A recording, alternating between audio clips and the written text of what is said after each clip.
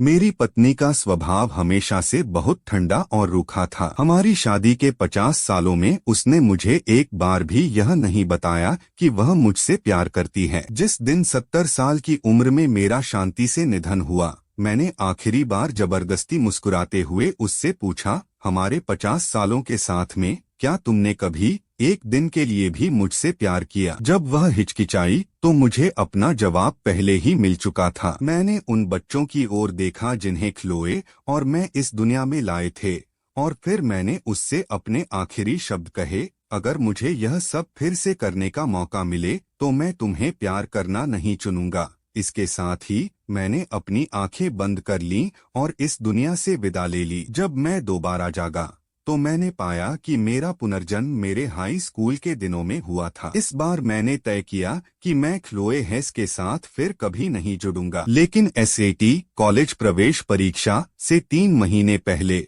वह अचानक मेरी क्लास में ट्रांसफर हो गई और मेरी डेस्कमेट बनने की जिद करने लगी। मैंने सहज रूप से अपनी कुर्सी उससे दूर खिसका ली, लेकिन उसने मुझे कॉलर से पकड़ लिया। एथन, तुम्हें इतनी जल्दी क्यों मरना पड़ा? मुझे तुम्हारे सवाल का जवाब देने का मौका ही नहीं मिला। मैंने इस युवा शरीर का अभ्यस्त होने के लिए एक पल लिया।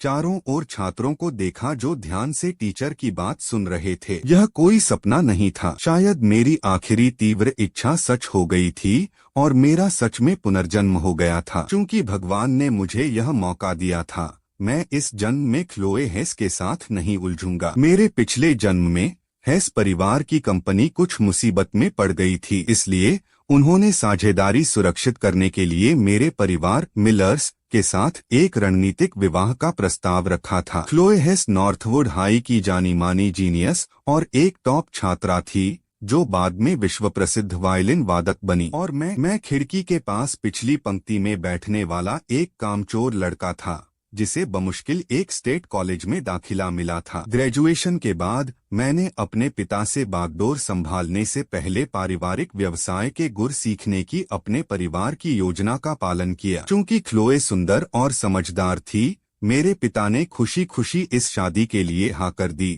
और मैं भी इसके लिए बहुत खुश था। लेकिन ख्लोए उस समय किसी और को पसंद करती थी, उसका पहला प्यार, जिससे हेस परिवार ने उसे मुझसे शादी करने के लिए जबरन अलग कर दिया था। हमारी शादी के बाद ख्लोए कभी खुश नहीं रही। चाहे मैं उसके साथ कितना भी अच्छा रहा हूँ या मैंने उसके लिए कितना भी कुछ किया हो, उसने मुझे कभी एक मुस्कान तक नहीं दी। इसीलिए अपनी मृत्युशैया पर मुझे उससे पूछना पड़ा कि क्या उसने 50 सालों में कभी मुझसे प्यार किया था। पता चला कि 50 साल का प्यार भी उसका दिल नहीं पिघला सका। मैं इस जन्म में उसके पीछे नहीं भागूंगा। हालांकि मैं हेस और मिलर परिवारों के बीच व्यापारिक साझेदारी में दखल नहीं दूंगा। कुछ ही वर्षों में हेस कंपनी अप्रत्याशित रूप से बड़े पैमाने पर विकसित होने वाली थी और मिलर्स को इससे भारी लाभ मिलने वाला था, इसलिए साझेदारी सही थी। बस मुझे यह नहीं चाहिए था कि वे अपनी बेटी को मुझे बेच दें। इस जन्म में मुझे बस कड़ी मेहनत करनी थी,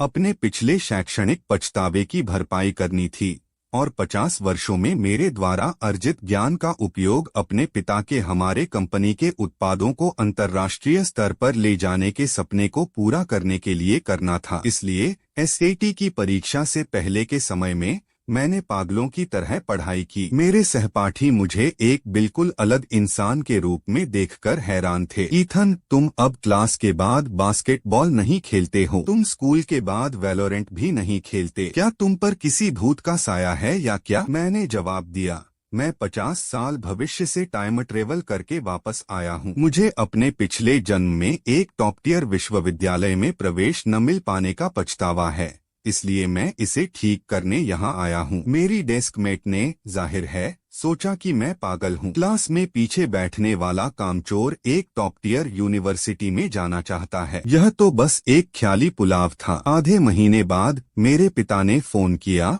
और मुझे स्कूल के बाद जल्दी घर आने के लिए कहा। उन्होंने बताया कि हमारे घर मेहमान आए हैं और मुझसे एक ऐसा उपहार खरीदने को कहा जो किसी लड़की को पसंद आए। मुझे पता था कि ख्लोए आ रही है। अपने पिछले जन्म में मैंने सोचा था कि चूंकि हम अभी भी हाई स्कूल में हैं, इसलिए लिपस्टिक और डिजाइनर बैग अनुचित होंगे। इसलिए मैंने बहुत कोशिश करके सॉफ्ट टॉयज और छोटी छोटी चीजों से भरे कई बैग खरीदे थे। क्लोए ने बस उनकी तरफ रूखेपन से देखा था और कहा था, बचकाना। मैं सोच भी नहीं सकती कि तुम्हारे जैसे इंसान के साथ मेरी जिंदगी कितनी दयनीय होगी। इस बार भी मैंने कई बड़े बैग खरीदे, लेकिन वे और भी बचकानी चीजों से भरे हुए थे। Remote control car, Barbie doll और छोटे बच्चों के लिए अन्य खिलौने। मैं उन उपहारों के बैग घर खींच कर लाया। जब मेरे पिता ने मुझे इतने सारे सामान के साथ अंदर आते देखा तो उन्होंने मुझे एक आंख मारी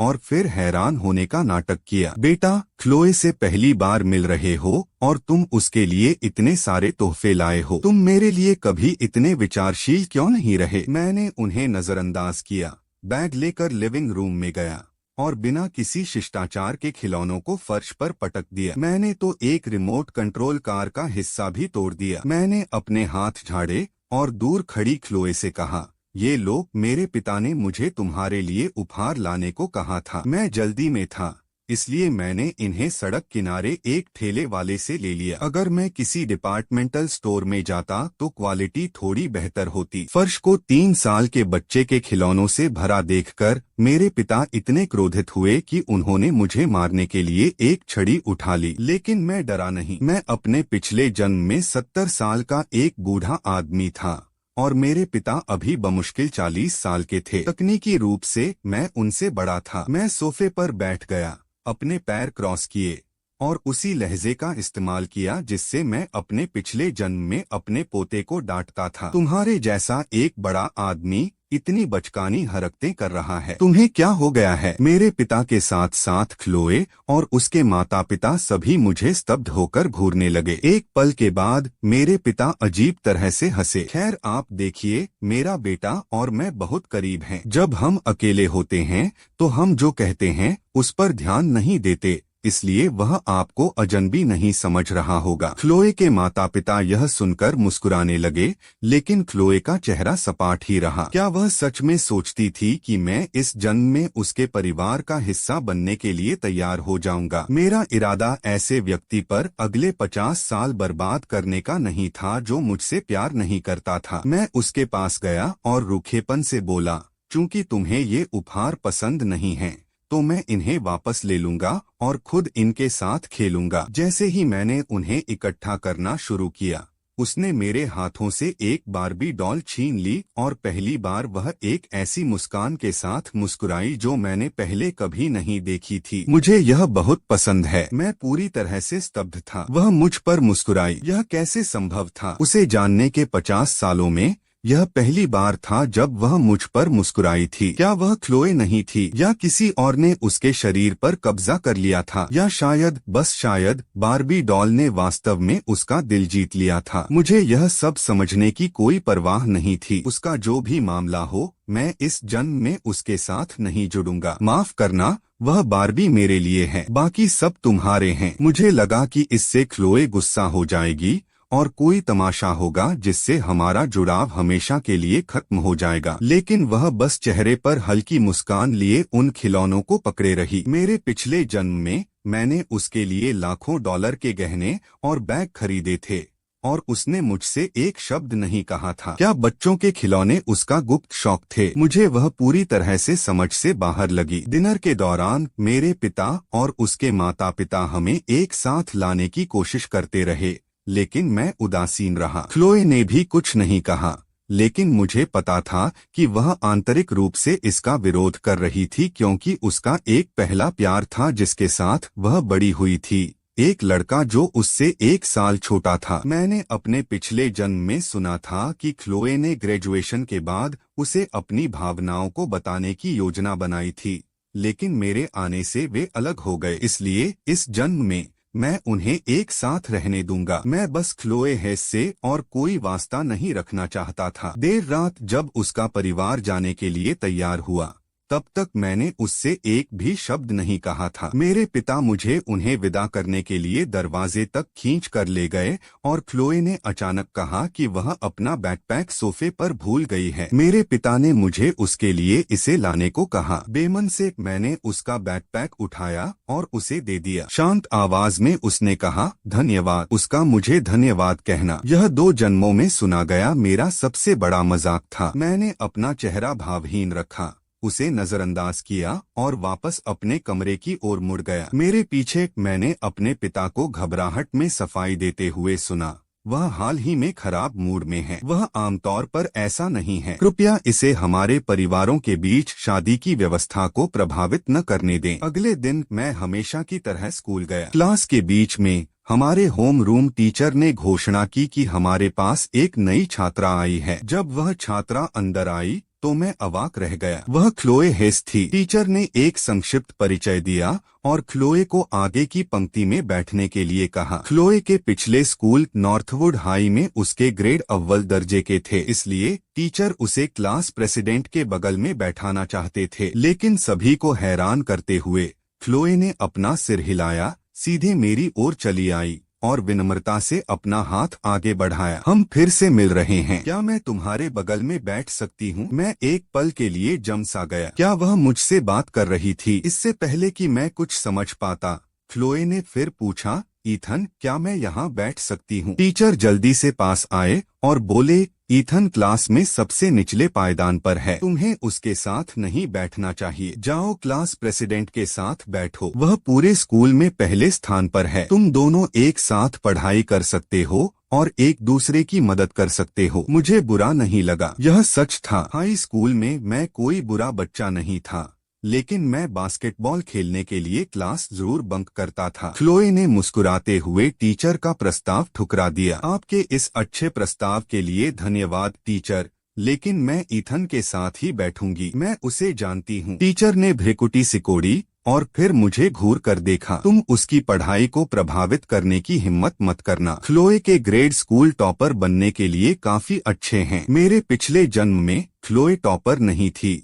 लेकिन वह शीर्ष 3 में थी। उसके पहले स्थान पर न होने का एकमात्र कारण यह था कि हमारी सगाई और उसके पहले प्यार से जबरन अलगाव के बारे में जानने के बाद उसका प्रदर्शन गिर गया था। इसीलिए टीचर उसे एक खजाने की तरह मानते थे। अगर क्लोए टॉपर बन जाती तो टीचर की प्रतिष्ठा और मूल्य आसमान छूने लगते। लेकिन इन सब से मेरा कोई लेना देना नहीं था। इस जन्म में मैं बस एक अच्छी यूनिवर्सिटी में जाना चाहता था, फाइनेंस पढ़ना चाहता था और अपने परिवार के बिजनेस को ऊपर उठाने के लिए अपने 50 वर्षों के अनुभव का उपयोग करना चाहता था। यह सोचकर मेरा चेहरा सख्त हो गया। मैंने अपने बगल वाली खाली सीट पर हाथ रख दिया। मुझे अकेले बैठने की आदत है। मुझे कोई डेस्क मेट नहीं चाहिए। इसके अलावा क्लोए, हम एक दूसरे को नहीं जानते। हम बस कल रात ही मिले हैं। तुम्हें कोई और सीट ढूंढ लेनी चाहिए ताकि तुम्हारी पढ़ाई प्रभावित न हो। कक्षा में सन्नाटा छा गया। किसी को विश्वास नहीं हो रहा था कि मैंने अभी अभी स्कूल की सबसे खूबसूरत लड़की को मना कर दिया है। क्लोए के चेहरे के भाव एक पल के लिए डगमगा गए,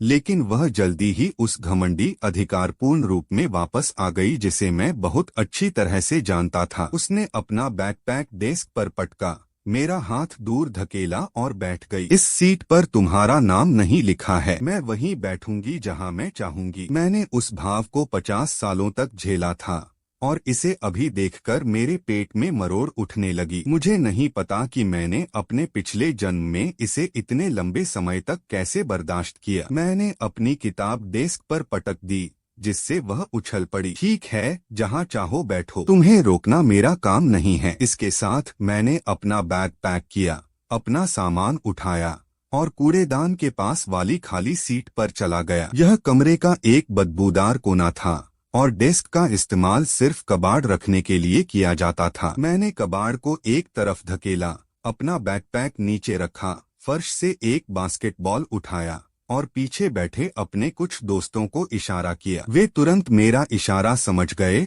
और खेलने के लिए मेरे पीछे पीछे बाहर आ गए। क्लासरूम के अंदर से मैं टीचर को चिल्लाते हुए सुन सकता था। मैंने पूरी सुबह अपने दोस्तों के साथ बास्केटबॉल खेला। दोपहर के आसपास आखिरी गेम के बाद मैं एक बर्फ जैसा ठंडा पानी खरीदने वाला था। अचानक एक आकृति मेरे पास आई और मुझे एक बोतल थमा दी। ये लो, यह ठंडा नहीं है। तुम्हें व्यायाम के ठीक बाद बर्फ का पानी नहीं पीना चाहिए। मेरे सभी दोस्तों ने मुझे शरारत भरी नजर से देखा और दबी आवाज में हंसने लगे। ईथन, यार, मुझे नहीं पता था कि तुम्हारा इतना जलवा है। हम सब जल रहे हैं। हाँ, रूम टेम्परेचर वाला पानी। कितनी विचारशील है। मैंने उन्हें घूर कर देखा। चुप रहो वरना अगली बार मैं तुम्हारे सिर पर बास्केटबॉल डंक मारूंगा। फिर मैं ख्लोए की ओर मुड़ा। मेरे भाव फिर से ठंडे हो गए। नहीं धन्यवाद, मुझे बर्फ वाला पानी पसंद है। ख्लोए, हमारे परिवारों के बीच व्यापारिक साझेदारी हो सकती है, लेकिन मेरे पिता ने जिस शादी का जिक्र किया था उसे भूल जाओ। मुझे पता है कि तुम्हारा पहला प्यार है जिसके तुम करीब हो और तुम उसे पसंद करती हो। और सच कहूँ तो मुझे तुम में कोई दिलचस्पी नहीं है, इसलिए हमें एक दूसरे को जानने की कोई जरूरत नहीं है। मैं अपने पिता से बात करूंगा और यह सुनिश्चित करूंगा कि इसका असर बिजनेस डील पर न पड़े। हम दोनों के लिए यही बेहतर है। मैंने उसे पानी वापस थमा दिया, अपनी बास्केटबॉल उठाई और दूर चला गया। पिछले जन्म की तरह फिर से उलझने और पछतावे के साथ मरने से बेहतर था कि अभी एक स्पष्ट रेखा खींच दी जाए। जब मैं बस स्टॉप पर पहुंचा और बस चढ़ने ही वाला था, ख्लोए दौड़ती हुई आई। उसका चेहरा गुस्से से पीला पड़ गया था और उसने मेरी बाह पकड़ ली। मुझे लगा कि वह इसलिए पागल थी क्योंकि मैंने उसका पानी ठुकरा दिया था। मैं उसे झटकने ही वाला था, लेकिन उसकी पकड़ आश्चर्यजनक रूप से मजबूत थी। उसने मुझे बस स्टॉप शेल्टर के खिलाफ धकेल दिया, मेरे कंधों को पकड़ लिया और शिकायत के लहजे में बोली, ईथन, यह मत सोचो कि तुम अकेले हो जिसका पुनर्जन्म हुआ है। अगर तुम मेरे साथ ऐसा ही व्यवहार करते रहे तो मैं कसम खाती हूँ कि मैं तुम्हारे पिता को बता दूंगी कि तुम अपनी होने वाली पत्नी को परेशान कर रहे हो। मेरा दिमाग सुन्न हो गया। ख्लोए का भी पुनर्जन्म हुआ था। मुझे निशब्द देखकर उसने अपनी बात जारी रखी, ईथन, मैं तुम्हारी पत्नी हूँ। हमारी 50 साल की शादी में तुमने एक बार भी मुझ पर अपनी आवाज नहीं उठाई। इस जन्म में सिर्फ कल से तुमने मुझ पर कितनी बार गुस्सा किया है। मैंने भौहें सिकोड़ लीं, उसकी आंखों में भर आए आंसुओं को देखकर। क्या सच में उसका पुनर्जन्म हुआ था? लेकिन कल हमारी पहली मुलाकात से लेकर अब तक उसका व्यवहार मेरे पिछले जन्म की ख्लोए जैसा बिल्कुल नहीं था। ऐसा लग रहा था मानो वह पूरी तरह से एक अलग इंसान हो। मैं इसे समझ नहीं पा रहा था और इस पर अपनी ऊर्जा बर्बाद नहीं करना चाहता था। चूंकि हम दोनों वापस आ गए थे, हमें बस अपने अपने पछतावे को ठीक करने पर ध्यान देना चाहिए। उसका पहला प्यार उससे छीन लिया गया था और उसे जबरन मुझसे शादी करनी पड़ी थी, जिससे उसने एक दुखी जीवन जिया। मैंने एक ऐसी महिला से शादी की जो मुझसे प्यार नहीं करती थी। मेरे पिता ने कंपनी के लिए खुद को मौत के घाट उतार दिया और मैं उनके उत्पादों को वैश्विक स्तर पर ले जाने की आखिरी इच्छा को पूरा न कर पाने के पछतावे के साथ मर गया। मैंने ख्लोए को गंभीरता से देखा। ख्लोए, चूंकि तुम्हारा भी पुनर्जन्म हुआ है तो यह और भी अच्छा है। इस जन्म में मैं तुम्हारे और तुम्हारे पहले प्यार के बीच नहीं आऊंगा। तुम्हें हमारे परिवारों के बीच साझेदारी सुरक्षित करने के लिए बस मेरे करीब आने की जरूरत नहीं है। तुम सालों तक मेरे परिवार का हिस्सा रही। तुम्हें पता है, मेरे पिता और मैं ऐसे नहीं हैं। इसके अलावा तुम हमारे पिछले जन्म में एक बिजनेस क्वीन थी। अपने ज्ञान के साथ तुम्हें फिर से शानदार बनने के लिए हमारी मदद की जरूरत नहीं है। मैंने एक गहरी सांस ली। ज्ञान के साथ तुम्हें फिर से शानदार बनने के लिए हमारी मदद की जरूरत नहीं है। मैंने एक गहरी सांस ली। आखिरकार मैंने इस महिला से पूरे 50 साल तक प्यार किया था और उसे अपने दिल से आजाद करना अभी भी बहुत दर्द दे रहा था। ख्लोए, अलविदा। मैं जाने के लिए मुड़ा। ठीक तभी एक मॉडिफाइड स्कूटर पर एक लड़का हमारे सामने आकर रुका। उसने अपना धूप का चश्मा उतारा और ख्लोए को देखकर मुस्कुराया। ख्लोए, मैं तुम्हें यहाँ लेने आया हूँ। तुम्हें भला स्कूल बदलने की क्या जरूरत थी? अब मुझे तुम्हें लेने के लिए रोज आधा घंटा ज्यादा गाड़ी चलानी पड़ती है। मैंने स्कूटर वाले इस लड़के को तुरंत पहचान लिया। वह डिलन था, ख्लोए का पहला प्यार। उसके परिवार ने इलेक्ट्रॉनिक्स का बिजनेस शुरू किया था, लेकिन उनका काम काफी घाटे में चल रहा था और अब बस ठीक ठाक ही बचा था। हालांकि वे अभी भी एक औसत परिवार की तुलना में बहुत अमीर थे। ख्लोए के पिता मूल रूप से उस इलेक्ट्रॉनिक्स फैक्ट्री में पार्टनर थे, लेकिन बाद में उन्होंने अपने हाथ पीछे खींच लिए थे। इसलिए स्वाभाविक रूप से क्लोए और डिलन एक साथ बड़े हुए थे। क्योंकि उसके पिता का बिजनेस संघर्ष कर रहा था, डिलन की अक्सर घर में अनदेखी की जाती थी, जिससे वह बुरी संगत में पड़ गया और स्कूटर पर घूमने वाला एक आवारा लड़का बन गया। लेकिन वह क्लोए के साथ हमेशा बहुत अच्छा था। उसने उसे कभी अपनी बुरी दुनिया की तरफ नहीं खींचा। शायद क्लोए की नजर में यही वजह थी कि वह उसे कभी भूल नहीं पाई थी। एक आवारा होने के बावजूद उसने उसे उस काली जिंदगी से हमेशा बचाकर रखा था। इस मोड़ पर डिलन और मैं एक दूसरे को नहीं जानते थे और मेरी इस स्थिति को बदलने की कोई इच्छा भी नहीं थी। मैंने उस पर एक ठंडी नजर डाली और आगे बढ़ गया। मेरे पीछे मैंने क्लोए को हताशा में अपना पैर जोर से पटकते हुए सुना, ईथन तुम महामूर्ख हो। जब मैं चौराहे पर पहुंचा और ट्रैफिक सिग्नल के बदलने का इंतजार करने लगा तो मैंने स्वाभाविक रूप से पीछे मुड़कर देखा। मैंने देखा कि क्लोए डिलन के स्कूटर के पीछे बैठ चुकी थी। मैंने ऊपर चमकते तेज सूरज की ओर देखा।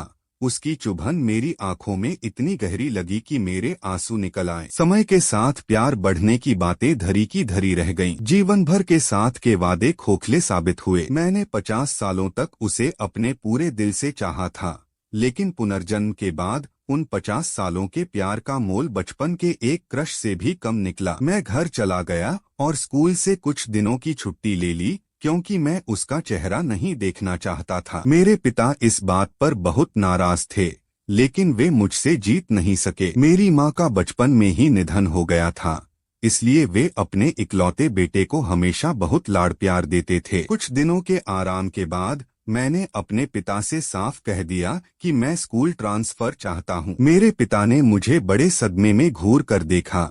एसएटी की परीक्षा बिल्कुल नजदीक है, तुम इस समय ट्रांसफर क्यों लेना चाहते हो? इसके अलावा तुम्हारी मंगेतर सिर्फ तुम्हारी क्लास में रहने के लिए नॉर्थवुड हाई से ट्रांसफर होकर यहाँ आई है, उसका क्या होगा? मैंने अधीरता से हवा में हाथ लहराया। मैंने इस शादी के लिए कब हाँ की थी? पापा, मैंने आपसे पहले ही कहा था कि मैं उसे पसंद नहीं करता और वह किसी और को पसंद करती है। आप इस पर जबरदस्ती नहीं कर सकते। अगर आप मुझ पर दबाव डालते रहे तो मैं इस तीसरी मंजिल की बालकनी से नीचे कूद जाऊंगा और माँ के पास चला जाऊंगा। हमारा घर सिर्फ 3 मंजिला था, लेकिन यह लगभग 30 फीट की ऊंचाई थी। सिर के बल नीचे गिरने का मतलब सीधे यमराज से मुलाकात होना तय था। उन्हें माँ के नाम की धमकी देना हमेशा काम करता था और यह बार भी अलग नहीं थी। उन्हें घुटने टेकने ही पड़े। ठीक है, बस शांत हो जाओ। मैं तुम्हारे लिए दूसरे स्कूलों की तलाश शुरू करता हूँ। तभी मैंने उनकी तरफ देखकर एक गहरी मुस्कान बिखेरी।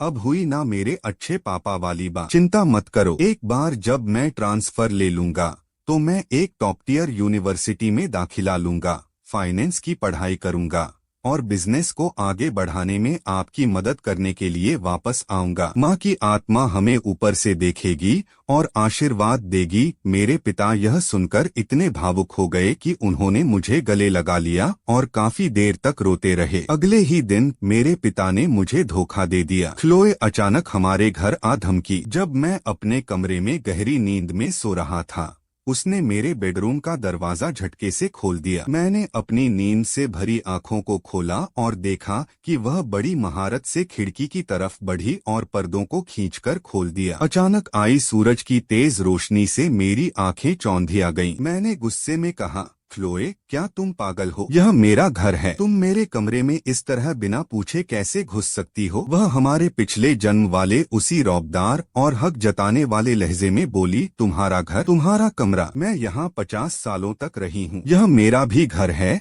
और मेरा भी कमरा है। पिछले जन्म में शादी के बाद हम इसी घर में रहे थे और मेरा बेडरूम ही हमारा वैवाहिक कमरा बना था। वह सीधे मेरी अलमारी की तरफ बढ़ी और मेरे वे कपड़े और अंडरवियर बाहर निकालने लगी जो मैं आमतौर पर पहनता था। क्लोए, तुम्हें आखिर हो क्या गया है? क्लोए ने एक शरारती और सयानी मुस्कान के साथ अपनी ठुड्डी सहलाते हुए मुझे ऊपर से नीचे तक देखा। तो तुम्हें बचपन से ही इस तरह कम कपड़ों में सोने की आदत है। मैंने चिल्लाकर कहा, बाहर निकलो, यहाँ से बाहर जाओ। मैं नहीं जा रही। तुम क्या कर लोगे? मैंने तुम्हें पूरे 50 सालों तक अपनी उंगलियों पर नचाया है। क्या तुम्हें सच में लगा कि सिर्फ हमारा पुनर्जन्म होने की वजह से तुम मेरी पकड़ से आजाद हो जाओगे? क्लोए की इस मुस्कान ने मेरे गुस्से में घी का काम किया। पिछले जन्म में हमारी शादी के कुछ ही समय बाद जब मुझे पता चल गया था कि वह मुझे पसंद नहीं करती, तो मैंने तलाक का सुझाव दिया था, लेकिन उसने यह कहकर मना कर दिया था कि वह गर्भवती है। उसने तब कहा था कि अब यही उसकी किस्मत है और उसे इसी से गुजारा करना होगा। लेकिन अब जब किस्मत ने उसे मुझसे पूरी तरह आजाद होने का मौका दिया था, तो वह फिर भी मुझसे क्यों चिपकी हुई थी? मैंने कहा, क्लोए, तुम्हारी इस तरह की हरकतें मुझे सिर्फ तुमसे नफरत करने पर मजबूर करेंगी। इससे मेरे दिल में तुम्हारे लिए सिर्फ नफरत बढ़ेगी। मेरे इन शब्दों ने उसे बिल्कुल सुन्न कर दिया। मैंने उसे नजरअंदाज किया और अपने कपड़े पहनने लगा। जैसे ही मैंने अपनी पैंट पहनी और बाहर जाने के लिए दरवाजा खोला, क्लोए ने अचानक मुझे पीछे से कसकर गले लगा लिया। ईथन, मुझे माफ कर दो। पिछले जन्म में जो सवाल तुमने मुझसे अपनी आखिरी सांसों में पूछा था, मैं उसका जवाब अब देना चाहती हूँ। मैंने उसके हाथों को खुद से जबरदस्ती अलग करते हुए उसे अपनी बात पूरी नहीं करने दी। तुम्हें यह कहने की कोई जरूरत नहीं है। मेरे मरने से पहले ही मुझे जवाब अच्छी तरह पता था। मैंने तुमसे 50 सालों तक बेइंतहा प्यार किया और अब मैं बुरी तरह थक चुका हूँ। मैं तुमसे अब और प्यार नहीं कर सकता। कृपया मुझे शांति से जीने दो और मुझे जाने दो। मैं उसकी तरफ मुड़ा और सीधे उसकी आंखों में देखा।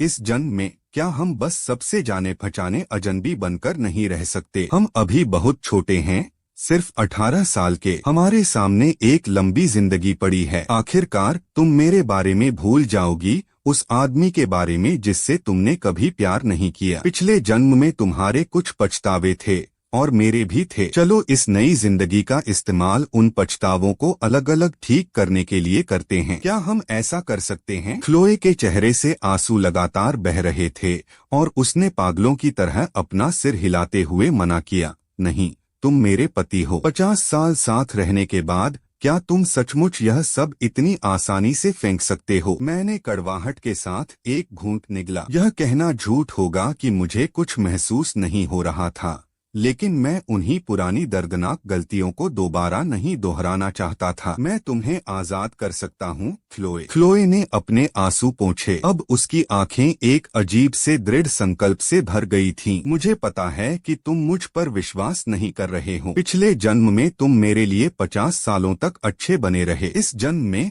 अब मेरी बारी है कि मैं तुम्हारे लिए 50 सालों तक अच्छी बनकर दिखाऊं। चाहे मैंने कुछ भी कहा, वह अपनी बात से टस से मस नहीं हुई, लेकिन मैं उस पर भरोसा नहीं कर सकता था। अब जब उसका पुनर्जन्म हो चुका था, तो वह भला अपने उस अनमोल पहले प्यार दिलन के पास वापस क्यों नहीं जाती? जब क्लोए और मैं एक साथ नीचे आए, तो मेरे पिता का चेहरा खुशी से खिल उठा। आओ आओ बेटा, बहू, मैंने तुम दोनों के लिए गर्मागर्म नाश्ता बनाया है। मैंने अपने पिता को गुस्से से घूर कर देखा, मेज से एक पेस्ट्री उठाई और झटके से घर से बाहर निकल गया। क्लोए ने भी तुरंत एक पेस्ट्री उठाई और मेरे पीछे हो ली। जब मैं भागता, वह भागती। जब मैं रुकता, वह रुकती। उसकी इस हरकत ने मुझे पागल कर दिया था। पूरे 2 हफ्तों तक वह साये की तरह हर जगह मेरे पीछे पीछे आई। जब मैं बास्केटबॉल खेलता, तो वह कड़कती धूप में मैदान के किनारे बैठकर मेरा इंतजार करती। जब मैं इंटरनेट कैफे जाता, तो वह मेरे ठीक बगल वाला कंप्यूटर बुक कर लेती और फिल्में देखती रहती। यहाँ तक कि वह बाथरूम के बाहर भी खड़े होकर मेरा इंतजार करती थी। इस बात से पूरा स्कूल गूंज रहा था। कोई भी यह नहीं समझ पा रहा था कि एक टॉपर स्टूडेंट, एक सुपर जीनियस लड़की, मेरे जैसे बैकबेंचर और कामचोर लड़के के इर्द गिर्द 24 घंटे क्यों चक्कर काट रही है। स्कूल में तरह तरह की अफवाहें उड़ने लगीं कि मैं कोई बहुत अमीर घराने का लड़का हूँ और क्लोए एक लालची लड़की है जो पैसों के लिए मेरे पीछे पड़ी है। उसने इन घटिया अफवाहों को पूरी तरह से नजरअंदाज कर दिया और दिन ब दिन मेरे पीछे आती रही। फिर एक दिन क्लोए स्कूल नहीं आई। मेरे बगल में उसकी बकबक के बिना चीजें हैरान करने वाली हद तक शांत थीं। वह छुट्टी होने तक भी स्कूल नहीं आई। वह महीने का आखिरी शुक्रवार था, जिसके बाद 2 दिन का वीकेंड था। एसएटी परीक्षा नजदीक होने के कारण दूसरी क्लास के कुछ अच्छे दोस्तों ने मुझे बाहर खाने पर बुलाया,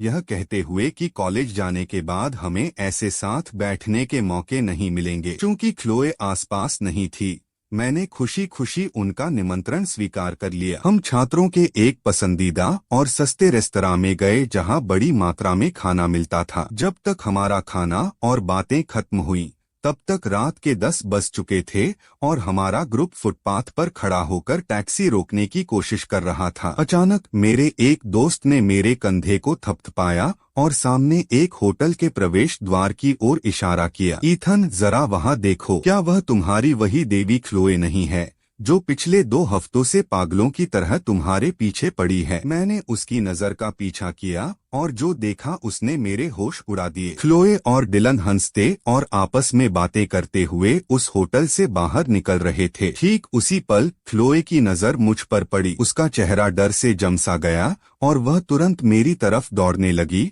और डिलन उसके पीछे पीछे आ रहा था। मैंने एक ठंडी और नफरत भरी मुस्कान के साथ उसकी ओर देखा। अभी हाई स्कूल से ग्रेजुएशन भी पूरा नहीं हुआ है और यह इतनी बेताब हो गई है, मुझे अपनी उंगलियों पर नचा रही है और खुद अपने पहले प्यार के साथ होटल में कमरा ले रही है। अगर मैं गलत नहीं था तो वह अभी कानूनी तौर पर 18 साल की भी नहीं हुई थी। मेरा यह बर्फीला और सख्त चेहरा देखकर क्लोए ने हांफते हुए जल्दी से सफाई देने की कोशिश की। ईथन, मेरी बात तो सुनो। क्लोए, क्या तुम इतनी पाखंडी होना बंद कर सकती हो? मैंने तुमसे पहले ही कहा था कि जब किस्मत ने तुम्हें यह दूसरा मौका दिया है तो तुम्हें अपने पहले प्यार के साथ ही खुश रहना चाहिए। तुम आखिर मुझे क्यों परेशान करती रहती हो? ठीक उसी समय एक टैक्सी आकर रुकी। मैंने बिना वक्त गवाए उसे हाथ देकर रोका, गुस्से में झटके से अंदर बैठा और ड्राइवर से गाड़ी बढ़ाने को कहा। कार की पिछली सीट पर बैठते ही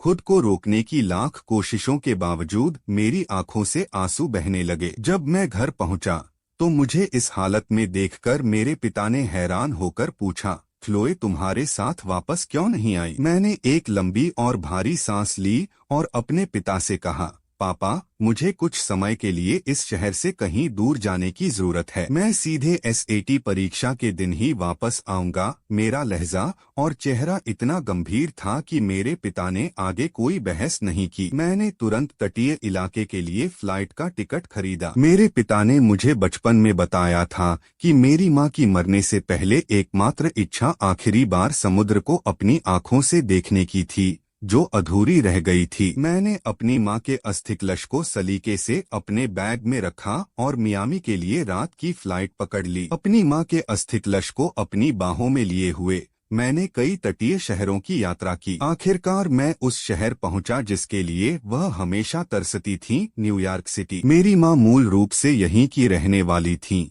लेकिन मेरे पिता के प्यार की खातिर वे इस शहर से दूर चली गई थीं। मेरे पिता हमेशा कहते थे कि माँ से शादी करना उनके जीवन की सबसे बड़ी खुशकिस्मती थी। मिलर परिवार की कॉस्मेटिक्स कंपनी के कई मशहूर उत्पाद उन्हीं की पसंद और यादों से प्रेरित थे। यही वजह थी कि मेरे पिता हमारी कंपनी के प्रोडक्ट्स को वैश्विक स्तर पर ले जाने के लिए इतने जुनूनी थे। शाम के धुंधलके में मैं समुद्र तट की रेत पर अपनी माँ के अस्थि कलश को गोद में पकड़े अकेला बैठा था और डूबते हुए सूर्यास्त की आखिरी लाल किरणों को देख रहा था। मेरे पास ही एक बेंच पर एक माँ और उसका बेटा बैठे थे। वह लड़का लगभग 15 या 16 साल का रहा होगा और ऐसा लग रहा था कि वह अपने जीवन के पहले दिल टूटने के दर्द से तड़प रहा है। वह अपनी माँ के गले लगकर रो रहा था, मम्मी, जो लड़की मुझे इतनी पसंद है वह मुझे वापस प्यार क्यों नहीं करती? क्या इस पूरी दुनिया में कोई भी लड़की मुझे कभी सच्चे दिल से पसंद करेगी? उसकी माँ ने बड़े प्यार से उसके बिखरे बालों को सहलाया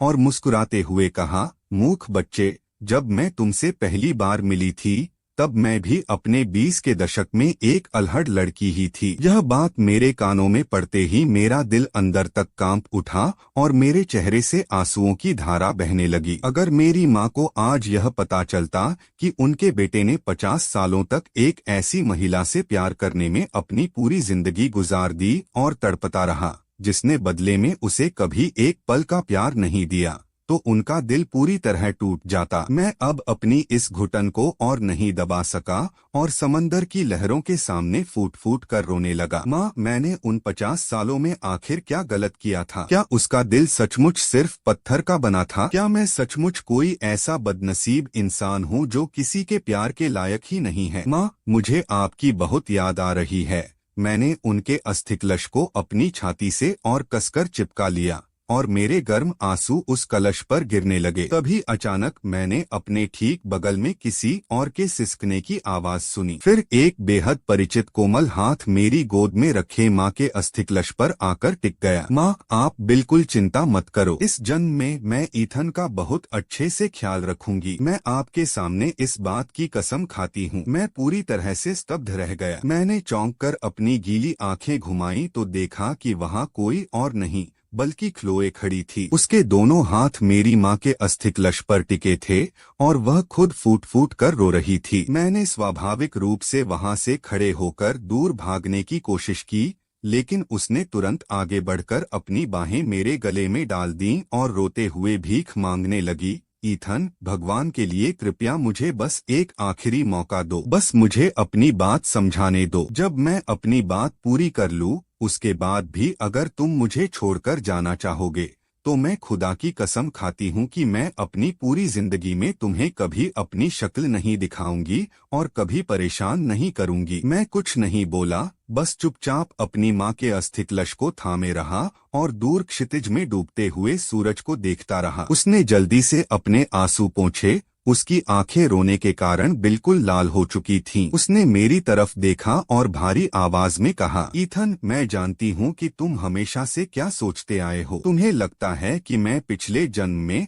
और इस जन्म में भी डिलन से प्यार करती थी, लेकिन तुम पूरी तरह गलत हो, पूरी तरह से गलत। मैंने कभी नहीं कहा कि मैं डिलन को पसंद करती हूँ, और मुझे नहीं पता कि तुम्हें यह किसने बताया। हाँ, हम बचपन के दोस्त थे, हम साथ बड़े हुए, लेकिन किसने कहा कि बचपन के दोस्तों को एक दूसरे से प्यार होना ही चाहिए। उसने अपनी बात जारी रखी, हमारे पिछले जन्म में मैं शुरुआत में तुम्हें पसंद नहीं करती थी क्योंकि मैं अपने पिता के व्यापारिक सौदों में सिर्फ एक मोहरा बनकर नहीं रहना चाहती थी, इसलिए मैं हमेशा तुम्हारे साथ रूखा व्यवहार करती थी। लेकिन मेरे गर्भवती होने के बाद क्या तुमने ध्यान नहीं दिया कि मैंने तुम्हारे साथ बेहतर व्यवहार करना शुरू कर दिया था? जब तुमने तलाक मांगा तो मैंने मना कर दिया। मैं एक महिला हूँ, मैं जिद्दी हूँ। क्या तुम यह नहीं देख सके? मैंने वे बातें इसलिए कही थीं क्योंकि मुझे धीरे धीरे तुमसे प्यार होने लगा था। हमारे पिछले जन्म में हमारे दोनों पारिवारिक कंपनियों का दबाव घुटन भरा था। मुझे वायलिन की प्रस्तुतियों के लिए विदेश यात्रा करने का समय भी निकालना पड़ता था। मैं बहुत थक जाती थी। मुझे पता था कि तुम मेरे साथ कितने अच्छे थे,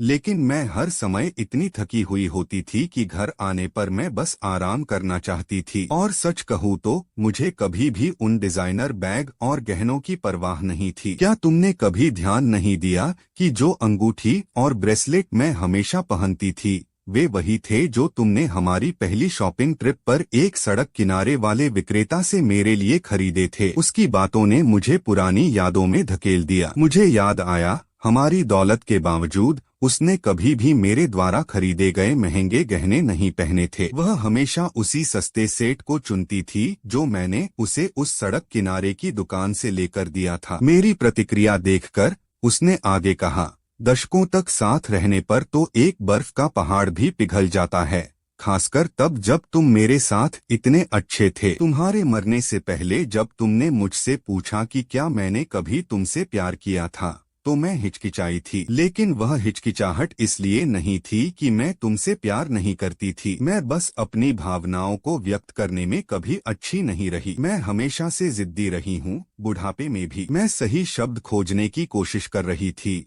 लेकिन तुमने मुझे अपनी बात पूरी भी नहीं करने दी। क्लोए फिर से रोने लगी और हल्के से मेरी छाती पर मुक्के मारते हुए बोली, तुम्हें इतनी जल्दी मरने के लिए किसने कहा था? तुम मेरी इजाजत के बिना कैसे मर सकते थे? मैंने तो अभी तक तुम्हें बताया भी नहीं था और तुम चले गए। मैं तुम्हें बताना चाहती थी कि मैं तुमसे प्यार करती हूँ, कि मैं सच में बहुत ज्यादा प्यार करती हूँ। मैं क्लोए हेस तुमसे प्यार करती हूँ। ईथन मिलर, जिस दिन तुम्हारी मृत्यु हुई मैं पूरी रात रोती रही जब तक कि मेरी आंख नहीं लग गई। जब मैं जागी तो मेरा पुनर्जन्म हो चुका था। इस जन्म में मैं तुम्हारा इंतजार नहीं करने वाली थी, मैं तुम्हें खोजने वाली थी। और मुझे क्या मिला? तुम महामूर्ख हो। तुमने बस मुझ पर चिल्लाया और मेरे साथ इतना रूखा व्यवहार किया। उस दिन बास्केटबॉल गेम के बाद मुझे एहसास हुआ कि तुम्हारा भी पुनर्जन्म हुआ है। मुझे पता है कि तुम हमारे पिछले जन्म में मेरी वजह से थक गए थे, लेकिन क्या मैं भी नहीं थकी थी? मैंने तुम्हें 2 बेटे और 2 बेटियां दी और मैंने मिलर कंपनी को संभालने में तुम्हारी मदद की। क्या तुम मुझे समझने की कोशिश नहीं कर सकते? वह सिसकते हुए पूरी तरह टूटकर मेरी बाहों में गिर पड़ी। जब वह बोल रही थी, मैंने अपने एक साथ बिताए जीवन के बारे में सोचा। हालांकि वह मेरे प्रति हमेशा उदासीन सी लगती थी, लेकिन वह हमारे परिवार के प्रति पूरी तरह समर्पित थी। जब हेस परिवार एक बड़ी ताकत बन गया तो उसने यह सुनिश्चित किया कि मिलर्स भी उनके साथ आगे बढ़े। मेरे साथ रूखेपन के अलावा वह हर दूसरे तरीके से एकदम सही पत्नी थी। क्लोए को अपनी बाहों में बुरी तरह रोते हुए देखकर मैंने एक आह भरी और उसे सांत्वना देने के लिए धीरे से उसकी पीठ सहलाने लगा। थोड़ी देर बाद जब वह कुछ शांत हुई तो उसने ऊपर देखा। तुमने होटल में जो देखा वह वैसा नहीं था जैसा तुम सोच रहे हो। डिलन के दादा दादी शहर से बाहर आए थे और उनका घर बहुत छोटा था, इसलिए मैंने उन्हें होटल का कमरा दिलाने में मदद की। डिलन बस मेरे साथ था। हम हमेशा से सिर्फ दोस्त रहे हैं। हम एक साथ बड़े हुए, लेकिन हमारे बीच कभी कोई रोमांटिक रिश्ता नहीं था। वह बस मुझे एक बड़ी बहन की तरह देखता है। अगर तुम्हें मुझ पर विश्वास नहीं है तो हम अभी घर वापस जा सकते हैं और तुम मेरे बचपन के दोस्तों, मेरे माता पिता, किसी से भी पूछ सकते हो। मेरे पिछले जन्म में मैंने केवल दूसरों से सुना था कि उसके माता पिता ने मुझे उससे शादी करने के लिए उन्हें अलग कर दिया था। मैंने कभी खुद इसकी जांच नहीं की या उससे पूछा नहीं था, और यही बात मेरे दिल में एक गहरी नाराजगी बन गई थी। मेरी हिचकिचाहट को देखकर क्लोए ने अपना फोन निकाला, एक कॉल किया और चिल्लाई, अभी के अभी यहाँ आ जाओ। कुछ ही पलों बाद डिलन पास के एक कूड़ेदान के पीछे से भागता हुआ आया। क्लोए ने अपनी बाहें मेरे चारों ओर लपेट लीं, जैसे मुझ पर अपना पूरा अधिकार जता रही हो। इन्हें अपना ब्रदर इन लॉ कहो। डिलन, जो स्पष्ट रूप से उससे बहुत डरा हुआ था, जल्दी से हकलाते हुए बोला, जी जाजी। इसके बाद डिलन ने सब कुछ समझाया। उसके माता पिता ने शायद ही कभी उस पर ध्यान दिया था, और अगर क्लोए नहीं होती तो वह सिर्फ स्कूटर पर घूमने वाला लड़का नहीं, बल्कि एक पूरी तरह से सड़क छाप गुंडा बन चुका होता। उसकी एक गर्लफ्रेंड भी थी, जो एक कराओके बार के मालिक की बेटी थी जिसे वह जानता था, और उन्होंने बड़े होने पर शादी करने की योजना बनाई थी। अब मेरे दिमाग में सब कुछ साफ होने लगा था। हमारे पिछले जन्म में जब डिलन की शादी हुई थी तो क्लोए ने मुझे अपने साथ चलने के लिए कहा था, लेकिन मैंने चिढ़कर मना कर दिया था। उसकी दुल्हन वही लड़की थी। उसकी माँ ने शुरुआत में अपनी बेटी का डिलन जैसे आवारा लड़के के साथ डेटिंग करने का विरोध किया था। यही वजह थी कि वह वापस स्कूल गया और उसका दिल जीतने के लिए एक अच्छे कॉलेज में दाखिला लिया था। जब सब कुछ साफ हो गया तो मेरे सीने पर रखा एक बहुत बड़ा बोझ आखिरकार उतर गया। क्लोए ने मेरी ओर पूरी ईमानदारी से देखा। इस जन्म में मैं वायलिन को हाथ भी नहीं लगाऊंगी। मैं बस हमारे पिता की इच्छा को पूरा करना चाहती हूँ और हमारी माँ की कॉस्मेटिक्स लाइन को ग्लोबल पर ले जाना चाहती हूँ। ईथन, क्या तुम मुझे वह मौका दोगे? मेरी खुशी का कोई ठिकाना नहीं रहा। मैं अपनी माँ का अस्थिकलश पकड़े हुए खड़ा हुआ और होटल की ओर चलने लगा। यह देखकर कि क्लोए मेरे पीछे नहीं आई, मैं मुड़ा और देखा कि वह वहीं खड़ी मुझे देख रही थी। मैंने पुकारा, चलो भी वापस कमरे में चलते हैं। रात में समुद्र तट पर ठंड हो जाती है। मैं नहीं चाहता कि तुम्हें ठंड लग जाए। क्लोए के चेहरे पर एक बहुत बड़ी और खूबसूरत मुस्कान फैल गई। वह दौड़कर आई, अपना हाथ मेरे हाथ में डाला और अपना सिर मेरे कंधे पर रख दिया। डिलन हमारे पीछे पीछे दौड़ता हुआ आया। क्लोए, जीजाजी, मेरी आईडी कमरे के लिए काम नहीं करेगी। आप लोगों के पास एक कमरा है, लेकिन मेरा क्या? क्लोए ने मुस्कुराते हुए दूर इशारा किया। वहाँ एक पुल है, तुम उसके नीचे सो सकते हो। आज की रात मेरे और तुम्हारे जीजाजी के लिए बहुत महत्वपूर्ण रात है। हम तुम्हारी चिंता नहीं कर सकते। इसके साथ ही वह मुझे उत्सुकता से होटल की ओर खींच ले गई। कुछ महीनों बाद मैं अपने हाथ में 2 स्वीकृति पत्रों को देखकर मुस्कुरा रहा था। मुझे किसी टॉप टियर विश्वविद्यालय में प्रवेश नहीं मिला था, बस एक अच्छे कॉलेज में मिला था। पढ़ाई के लिए सिर्फ 3 महीने होने के कारण पुनर्जन्म लेना भी काफी नहीं था। यह केवल क्लोए की मदद थी जिससे मैं इतना कर पाया था, अन्यथा मुझे ज्यादा से ज्यादा एक स्टेट कॉलेज ही मिलता। जहाँ तक क्लोए की बात है, उसने वे आखिरी कुछ महीने खुशी खुशी मेरे प्यार में बिताए और अपने शानदार मूड और बेहतरीन फॉर्म के साथ वह शहर की वैलेडिक्टोरियन टॉपर बन गई। लेकिन उसने किसी नामी आइवी लीग स्कूल को नहीं चुना। उसने उसी विश्वविद्यालय में जाने का फैसला किया जहां मैं जा रहा था। क्लोए मेरी ओर झुकी और उसने मुझे चूमा। इस जन्म में मैं तुम्हें 2 और बच्चे दूंगी, ठीक है? मैंने खुशी से अपना सिर हिलाया। ठीक है, मैंने उससे 50 सालों तक प्यार किया था और अब हमारी असली कहानी तो बस शुरू ही हुई थी। अगर वीडियो पसंद आई हो तो लाइक जरूर करना, चैनल को सब्सक्राइब करना और बेल आइकन को ऑन करना मत भूलना। मिलते हैं अगले वीडियो में।